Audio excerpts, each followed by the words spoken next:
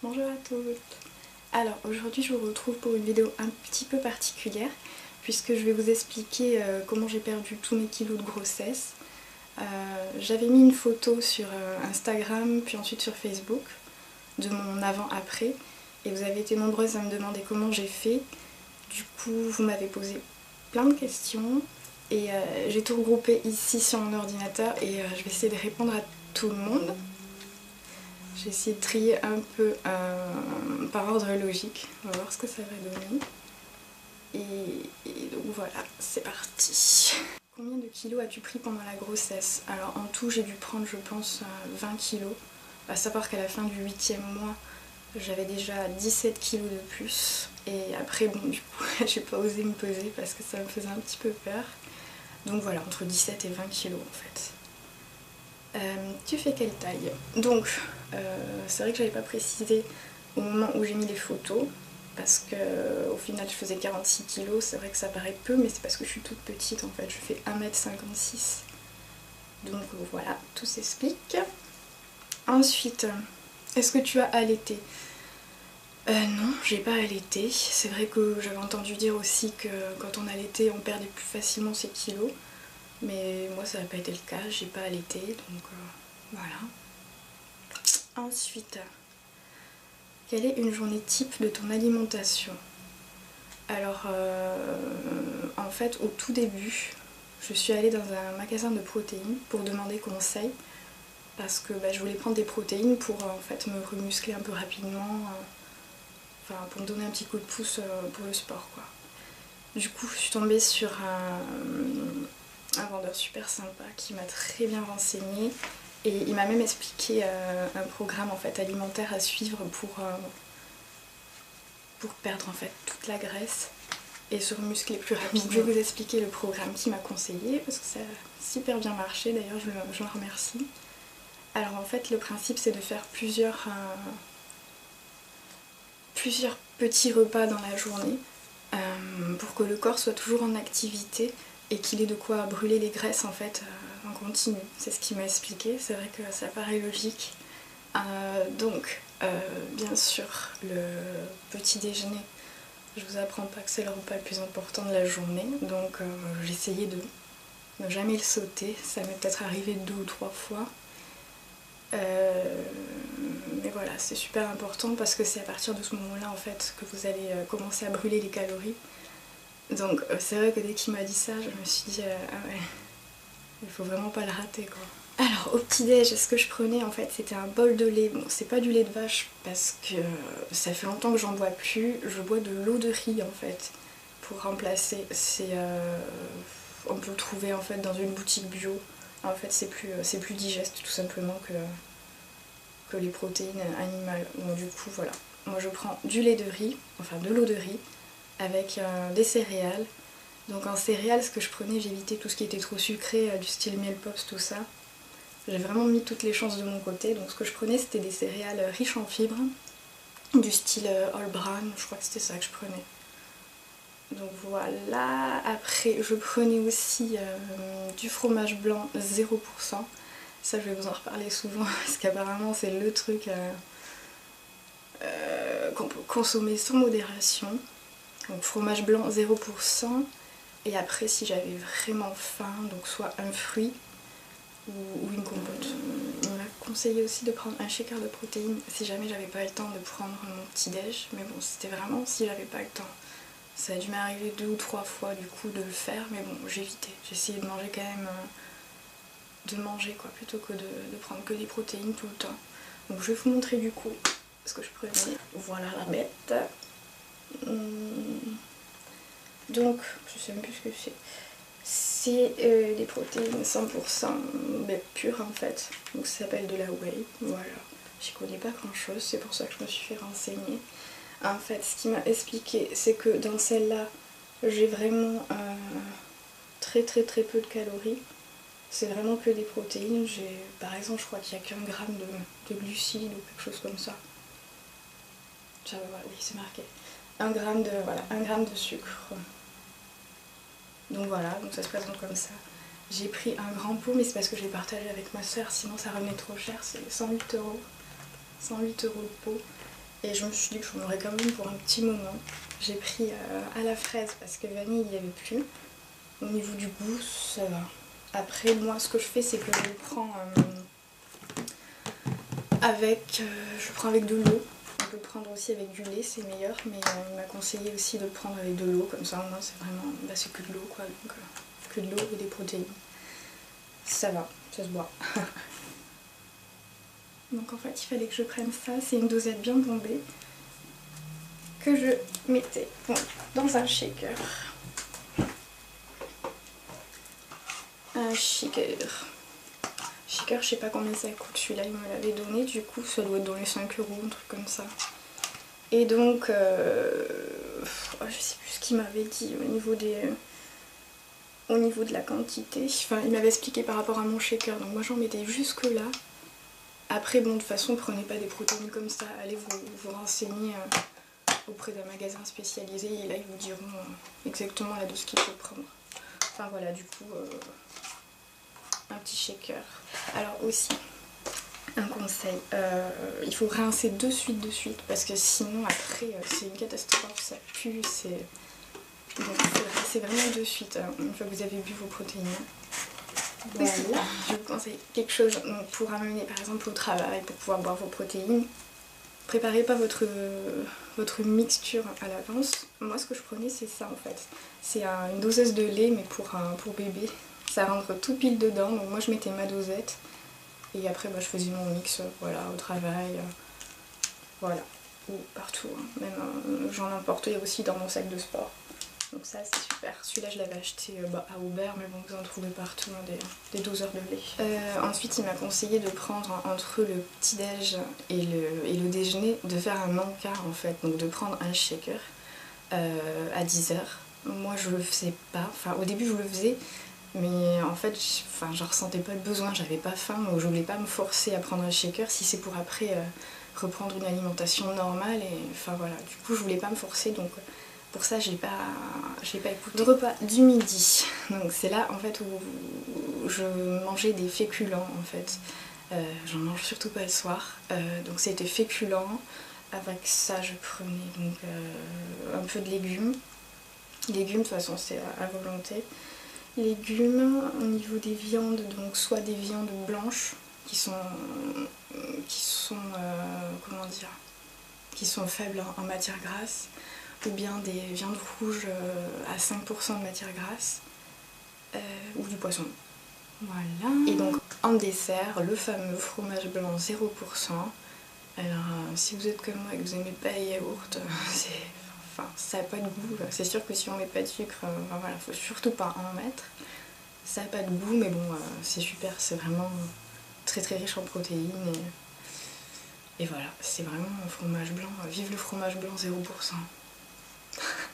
Donc au goûter, moi, j'ai toujours très faim. C'est là où je me faisais des goûters de... J'adore le sucre, c'est vraiment mon péché mignon. Donc là, c'est là où ça a été le plus dur en fin de compte. Du coup, je devais me contenter d'un shaker, un shaker de protéines. C'est ce que je prenais au goûter. Ou alors vraiment, les fois où j'avais très faim, c'était un shaker et un fromage blanc. Donc voilà, pas de sucre, c'est vraiment, c'est l'horreur. Mais bon, il faut tenir le coup. Ensuite, au repas du soir, donc en fait c'est tout pareil que le midi, sauf qu'on enlève à tout prix les féculents, parce que les féculents, s'ils sont pris le soir, en fait on va les stocker, quoi, on va faire des matières grasses. Donc du coup, légumes à volonté, pareil, viande blanche, viande rouge à 5% de matière grasse ou poisson. Et en dessert, toujours fromage blanc. Pas de fruits, les fruits j'évitais en fait tout au long de la journée, sauf voilà le matin. Il m'a dit que le matin je pouvais prendre des fruits, on peut même prendre par exemple des bananes, même si c'est un fruit assez riche. Enfin c'est vraiment le matin en fait où on peut se lâcher. Mais même le matin j'évitais de prendre trop de sucre parce que sinon après... Enfin voilà, j'étais vraiment motivée, surmotivée, donc j'évitais à tout prix tout ce qui était sucre. Mais donc si vous voulez un fruit, ce sera le matin. Et si dans la soirée par exemple vous n'avez pas assez mangé, vous avez un petit creux, même avant d'aller se coucher, on peut prendre un fromage blanc encore et toujours un fromage blanc 0% surtout. Et voilà, enfin voilà pour les repas, en gros, voilà. Après, donc qu'est-ce que je prenais exactement niveau aliments? Je prenais donc le truc que j'adorais, qui est très riche en protéines, c'est la viande des grisons. Donc c'est une espèce de viande très fine, séchée. C'est vraiment trop bon, j'aurais pu manger que de ça. Avec ça, je prenais généralement des haricots verts. Alors moi, je suis pas du genre à me prendre la tête, du coup, ce que je faisais c'était des conserves. Bon, je sais que c'est pas très bien, mais voilà, c'était des conserves, donc je prenais haricots verts, viande de grison, je trouve que c'était trop bon les deux ensemble. Avec ça, donc je prenais aussi des blancs de dinde. Il existe aussi les blancs de poulet, mais en fait j'essaie de varier un peu, donc je prenais des blancs de dinde. Ensuite le poulet, je le prenais, en fait c'était emballé sous vide, c'était des petits bouts de... je sais plus comment ils appellent ça. Des émincés de poulet, voilà. Émincés de poulet. Ensuite, en poisson, en fait, ce que j'avais trouvé de super, c'était... parce que je suis pas très poisson, enfin même je déteste ça le poisson. Mais je me forçais un petit peu à en manger. Ce qui passe super, c'est des steaks en fait, des steaks hachés de colin, je crois que c'était ça. Steak haché de colin, donc voilà, à la poêle tout simple. Ça c'était bon, ouais. Steak haché de colin. Et ensuite voilà, moi qui adore la viande rouge, je pouvais pas m'en passer. Donc je prenais de la viande rouge 5%, c'était steak haché, je crois que c'était Charal qui faisait ça.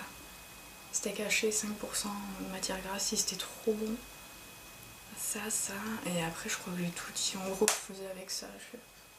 Je variais pas trop, mais enfin bon, ça m'allait comme ça. Niveau légumes, donc j'ai dit haricots verts. Ensuite, je prenais macédoine. C'est pas très bon, mais c'est vraiment pas calorique. Après, je prenais aussi du maïs, des petites pommes de terre. Mais ça, je le mangeais plutôt midi, les pommes de terre. Et ce que je prenais aussi, c'était des carottes. Des petites carottes, bah, vous savez, les carottes en conserve aussi.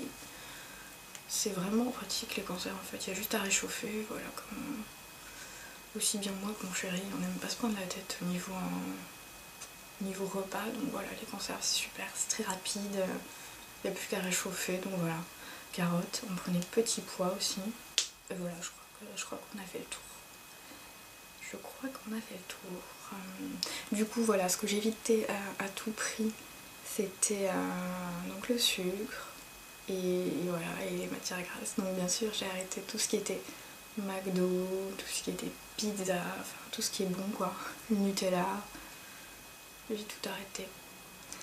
C'est le régime qu'il m'a conseillé en fait, il m'a dit que c'était un régime de sèche. Donc la sèche, si vous connaissez pas, c'est ce que font les sportifs en fait qui ont pris beaucoup de masse musculaire et qui veulent ensuite perdre tout ce gras pour qu'il n'y ait que les muscles au final qui ressortent. Donc moi il m'a conseillé ça pour justement perdre ma graisse et derrière ça me remuscler rapidement. Faut savoir que le sport j'en faisais déjà avant ma grossesse.